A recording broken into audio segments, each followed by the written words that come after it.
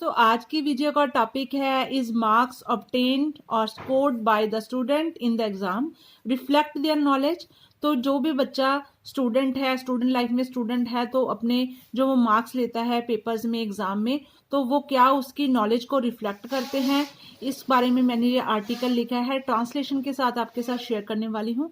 तो चलिए शुरू करते हैं। टाइटल इज मार्क्स ऑब्टेन्ड और scored by the student in the exams reflect their knowledge. This is the topic and this is the answer. We are told from on early age, हमने शुरू से ही या फिर पहले से ही ये सुन रखा है दैट नॉलेज इज की टू सक्सेस, कि कोई भी चीज की नॉलेज है वो सफलता की कुंजी होती है इन लाइफ, जिंदगी में। If we learn we will achieve, if we work hard to achieve our goals then great things will happen. अगर हम कुछ सीखेंगे तभी हम कुछ प्राप्त कर पाएंगे, हासिल कर पाएंगे।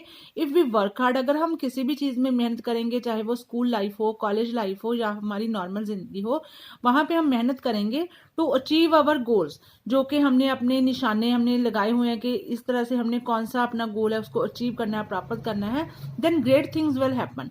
वो तभी हैपन होगा, बहुत अच्छी अच्छी चीजें हैपन होंगी आपकी जिंदगी में, वापरेंगी। कब होगा ये सबको? जब हम वर्क हार्ड करेंगे, बहुत ज्यादा सख्त मेहनत करेंगे। If we talk about schooling education, अगर हम स्कूलिंग एजुकेशन की बात करें specially, this is the basic step towards knowledge.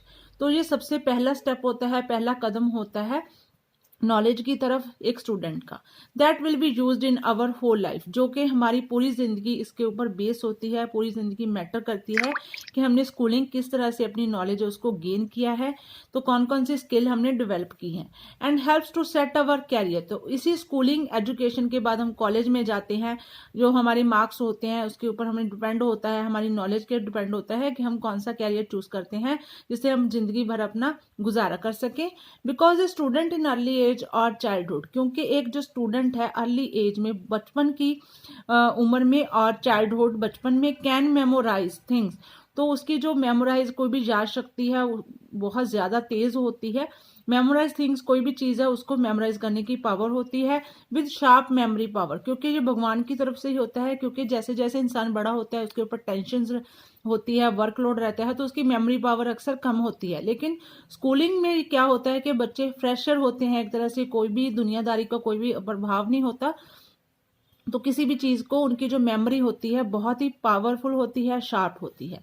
We all know that there is never ending ability of creativity and knowledge of imagination is fulfilled in childhood stage और schooling time.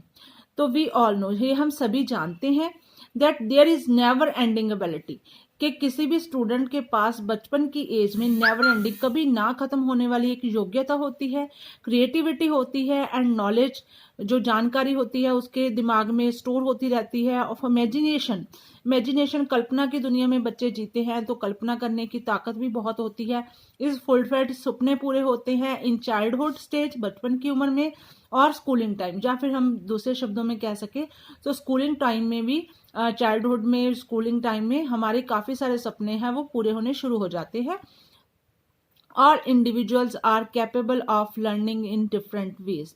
तो अगर हम बात करें, अकेले बचपन की ही बात ना करें, कोई भी इंसान है जो इस धरती पे, उसको इंडिविजुअल बोला जाता है। आर कैपेबल, वो लायक होते हैं इस चीज के, किस चीज के लिए लायक होते हैं? ऑफ लर्निंग, सीखने के लायक होते हैं इन डिफरेंट वेज। तरीके अलग अलग हो सकते हैं, लेकिन जो सीखने की कला होती है वो सब में सेम ही होती है। Like some learn things through books, जैसे कि कई चीजें हम किताबें पढ़ने के बाद सीखते हैं, ऑब्जर्वेशन, डूइंग एक्सपेरिमेंट, या फिर कुछ चीजें होती हैं जिसको हम देख के, ऑब्जर्वेशन करके, जैसे हम लाइब्रेरी में जाते हैं, या फिर हमने कोई या हम लैब में जाते हैं, वहां से चीजें हम ऑब्जर्व करते हैं।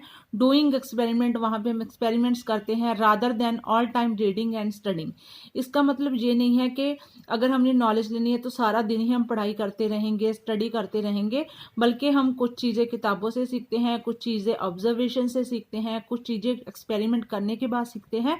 तो इसका मतलब सिर्फ ये नहीं है कि हम सारा दिन ही पढ़ते रहें, but overall technique is to achieve goals. लेकिन अगर हम पूरे ओवरऑल इस चीज को देखें कि टेक्निक क्या है, इज टू अचीव गोल्स, अपने गोल्स को, अपने जो निशाने हमने मिथ लिए हैं उनको कैसे अचीव करना है। Success is a good learning environment for all the students।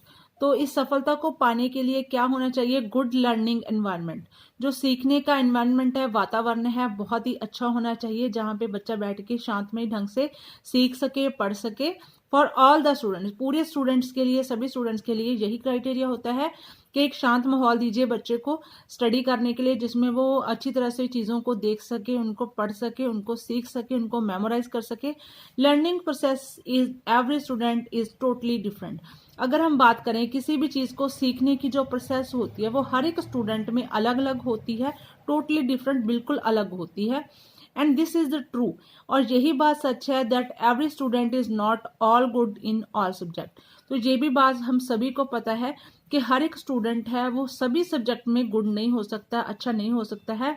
किसी न किसी सब्जेक्ट में कोई ना कोई स्टूडेंट वीक होता है। ये गॉड गिफ्टेड होता है कि जो बच्चे 99 या 100% लेके आते हैं वो गॉड गिफ्ट होता है। लेकिन अगर ओवरऑल हम एवरेज स्टूडेंट्स की बात करें तो हर एक बच्चा हर सब्जेक्ट में अच्छा नहीं हो सकता, because specially we see some student have difficulty in learning mathematics. तो इसकी एग्जाम्पल के तौर पे मैं आपको समझाना चाहती हूँ कि स्पेशली अगर हम देखें वीसी, हम देखते हैं सम स्टूडेंट्स, कुछ स्टूडेंट्स ऐसे होते हैं हैव डिफिकल्टी, उनको बहुत ज़्यादा कठिनाई होती है इन लर्निंग मैथमेटिक्स, मैथ पढ़ने में, मैथ्स के सम सॉल्व करने में, मैथ सीखने में उनको काफ़ी मुश्किलें आती हैं। Skills and this subject is not easy to solve some, तो उनको ये बहुत मुश्किल लगता है किसी भी सम को सॉल्व करना, और इस मैथमेटिक्स के जो स्किल होते हैं वो उनके दिमाग में नहीं प्रॉपर बैठ पाते हैं। तो for all type of student, तो ये ठीक बिल्कुल अच्छा नहीं होता है। सभी स्टूडेंट्स होते हैं कि सभी स्टूडेंट मैथ में अच्छे ही हो। And another side some kind of students are confused about starting a discussion. तो अगर हम दूसरी स्टेज पे बात करें, कुछ स्टूडेंट ऐसे होते हैं आर कंफ्यूज, जो कंफ्यूज होते हैं about starting a discussion in the class. किसी बच्चे ने किसी चीज़ पे स्पीच देनी है या फिर क्लास में ही एक आंसर बोलने के लिए टीचर ने खड़ा कर दिया है, लेकिन वो उसमें कंफ्यूज रहता है कि कहाँ से वो बात शुरू करे। लेकिन दूसरी साइड कई बच्चे ऐसे होते हैं मैथमेटिक्स में वीक होते हैं, लेकिन उनकी जो भाषण देने की कला या स्पीच देने की कला बहुत ही अच्छी होती है। तो लैक ऑफ वोकैबुलरी, इसका कंफ्यूज होने का कारण क्या होता है? डिस्कशन स्टार्टिंग करने में मुश्किल आती है। क्यों आती है? लैक ऑफ वोकैबुलरी, तो वोकैबुलरी की कमी होती है बच्चों में किसी भी भाषा में, but they are very good in maths. लेकिन इन्हीं स्टूडेंट्स की अगर बात करें जो डिस्कशन स्टार्ट नहीं कर सकते, वो मैथ्स में बहुत अच्छे होते हैं। So after this we will come to the point. तो हम पॉइंट पे आते हैं that some students obtained very good marks and some obtained average marks. कुछ स्टूडेंट्स, कुछ विद्यार्थी होते हैं बहुत अच्छे मार्क्स लेते हैं और सम obtained एवरेज मार्क्स। तो कुछ बच्चे होते हैं जो 60 या 70% मार्क्स लेके आते हैं बड़ी मुश्किल से। And the parents of average students disappointed. तो जो ऐसे पेरेंट्स होते हैं, एवरेज स्टूडेंट्स के जो पेरेंट होते हैं वो डिसअपॉइंट हो जाते हैं, निराश हो जाते हैं टू सी द मार्कशीट। तो अपने बच्चों की मार्कशीट देख के वो काफ़ी निराश हो जाते हैं। And they think only marks will matter in the future, but this is totally wrong. तो उनका क्या मानना होता है? दे थिंक, वो सोचते हैं ओनली मार्क्स, के सिर्फ मार्क्स विल मैटर करते हैं इन द फ्यूचर, आने वाली जिंदगी में, but this is totally wrong. लेकिन ये सब कुछ बिल्कुल टोटली गलत है। If you have knowledge then you can easily get success in your life. तो अगर आपको किसी भी चीज़ की, किसी भी सब्जेक्ट में आप बहुत अच्छी नॉलेज रखते हैं, देन यू कैन ईजिली, तो आप आसानी से गेट सक्सेस, सफलता पा सकते हैं इन your life. So just focus on learning. तो हमेशा अपनी लर्निंग, अपनी सीखने की कला के ऊपर फोकस कीजिए, ध्यान दीजिए विद पैशन। आपके जो पैशन है, जो आपकी भावनाएं हैं, जिससे आप कुछ करना चाहते हैं, आगे बढ़ना चाहते हैं, उसको हम पैशन बोलते हैं। एंड डेडिकेशन होता है किसी भी चीज़ के लिए समर्पित हो जाना, किसी भी चीज़ के लिए समर्पण। जैसे खिलाड़ी है, वो अगली अपनी खेल के लिए डेडिकेट होगा तभी वो सफलता पाएगा। अगर वो स्टूडेंट है तो स्टूडेंट को भी अपनी स्टडीज़ के लिए डेडिकेशन होनी पड़ेगी, तभी वो जिंदगी में कामयाब होएगा। It decides a good career. इससे क्या डिसाइड होता है, क्या फैसला होता है? गुड कैरियर आप अचीव कर पाते हो। This is the fact that matter is to get knowledge. तो यही बातें, यही सच है, यही बात मैटर करती है कि हम कितनी स्पीड के साथ नॉलेज है एकत्रित करते हैं, इकट्ठी करते हैं। यू गैदर, इकट्ठी करते हैं, एंड लर्न, सीखते हैं। बेसिक थिंग्स, जरूरी चीजें हैं जो इन जो सब्जेक्ट, अपने कोई भी सब्जेक्ट आप पढ़ रहे हो उसकी बेसिक थिंग्स हैं, उनको आप अच्छी तरह से ग्रेस्प कर पाते हो।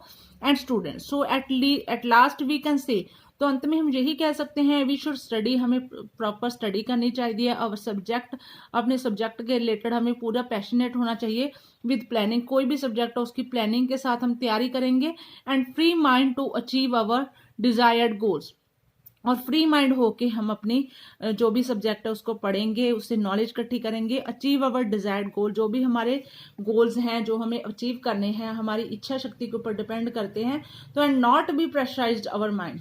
तो इसके अंत में हम यही कह सकते हैं कि कभी भी अपने माइंड के ऊपर हमने प्रेशर नहीं रखना, प्रेशराइज नहीं होना है, फ्री माइंड होके पढ़ते रहना है, अपनी पढ़ाई के ऊपर भरोसा रखना है, भगवान के ऊपर विश्वास रखना है और अपने टीचर्स के ऊपर भी विश्वास रखना है, उनकी हेल्प लेनी है समय समय पर। तो इस बात पे ये टॉपिक मैंने यहाँ तक खत्म किया है कि किस तरह से हमारी नॉलेज है वो मैटर करती है, ना कि हमारे प्राप्त किए हुए मार्क्स मैटर करते हैं।